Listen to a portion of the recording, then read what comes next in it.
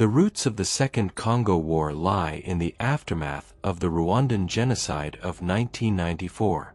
After the Rwandan Patriotic Front, RPF, led by Paul Kagame, overthrew the Hutu-led genocidal regime, around 2 million Hutu refugees, including elements of the former Rwandan army and the Interahamwe militia responsible for the genocide, fled into eastern Zaire, now DRC.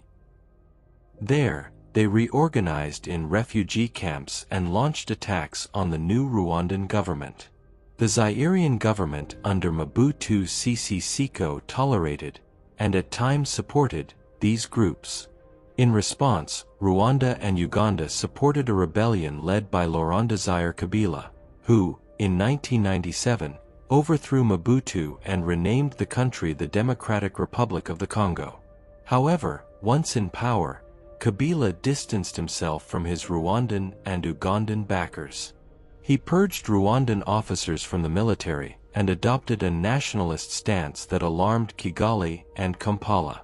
In August 1998, Rwanda and Uganda launched a second military intervention, aiming to depose Kabila and install a more cooperative regime. They backed a new rebel movement, the Rally for Congolese Democracy, RCD, based in eastern Congo. The invasion was swift and well coordinated. Rwandan troops seized towns in the east, while a dramatic airborne assault captured the strategic town of Kitona in the far west. Their goal was to march on Kinshasa and remove Kabila.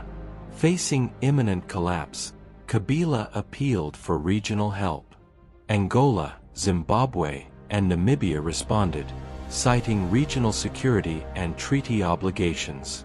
Angolan troops entered from the south to secure strategic towns, while Zimbabwean forces provided air support and logistics.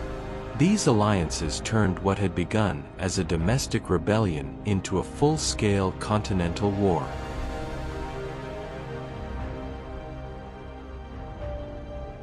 The war soon engulfed much of the country. The DRC was effectively partitioned. Kabila's government controlled the west, while Rwandan and Ugandan-backed rebels held the east and north.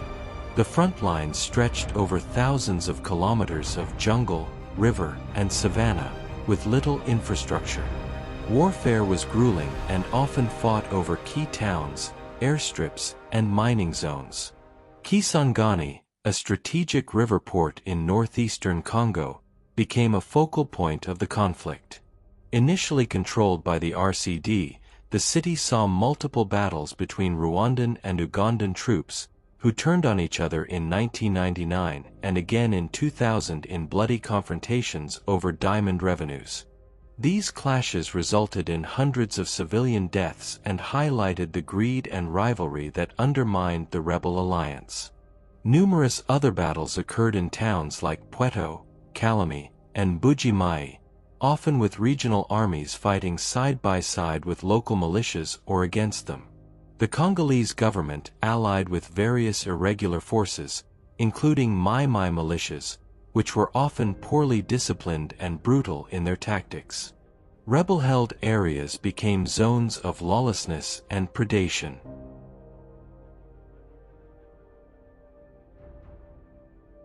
While the military conflict raged, the civilian population bore the brunt of the war. The disruption of agriculture, collapse of health systems, and displacement of millions led to what the International Rescue Committee later estimated as over 5.4 million excess deaths by 2007. Most died from preventable causes: malaria, diarrhea, malnutrition, and lack of access to basic medical care. Eastern Congo became a humanitarian catastrophe. Entire communities were cut off. Mass rape was used as a weapon of war, particularly in the Kivus and Ituri. Armed groups systematically targeted women and girls to terrorize populations. The use of child soldiers became widespread, with some estimates indicating tens of thousands of children were recruited or forced to fight. The international community largely failed to respond effectively. While the UN deployed a peacekeeping force, MONUC, later MONUSCO, it was understaffed, underfunded, and ill-equipped to protect civilians or stop the violence. Diplomacy lagged behind the pace of the conflict.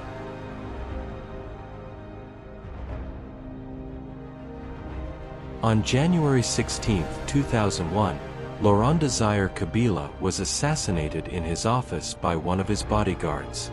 His death plunged the country into uncertainty. After brief confusion, his son, Joseph Kabila, then just 29 years old, was named president. Unlike his father, Joseph Kabila adopted a pragmatic approach. Fluent in English and educated abroad, he opened diplomatic channels with Rwanda, Uganda, and the rebel factions. Under pressure from regional actors and the United Nations, peace talks resumed with greater urgency.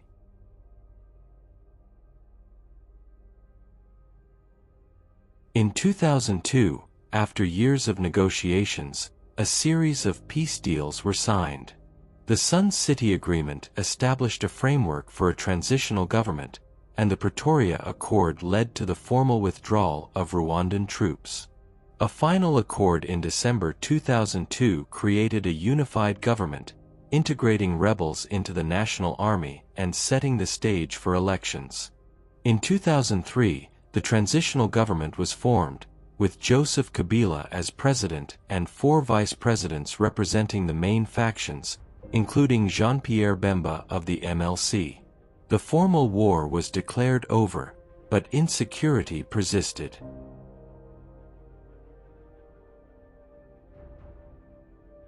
Despite the end of large-scale fighting, violence continued in eastern Congo. New rebel groups emerged, such as the CNDP led by Laurent Nkunda and later the M23 movement. Ethnic massacres, sexual violence, and resource-driven conflict endured, particularly in North and South Kivu. The war devastated Congo's economy and social fabric. Roads, schools, and hospitals lay in ruins. Trust between communities was shattered. The state remained weak, and corruption thrived. Internationally, the war prompted new thinking about peacekeeping, regional diplomacy, and conflict minerals. Efforts to regulate trade in conflict minerals like coltan and gold began in earnest. MONUC expanded its mandate, becoming the largest UN peacekeeping mission by 2008.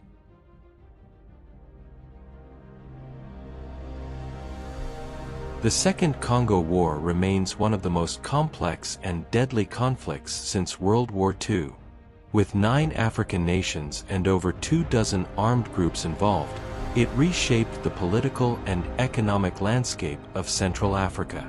Its legacy is felt not only in the Congo, where violence still simmers, but across the continent in how African states engage in collective security and regional diplomacy. Though largely forgotten by the world, for the Congolese people, the war is a living memory, a shadow over daily life, a trauma still healing, and a cautionary tale about power, greed, and the human cost of conflict.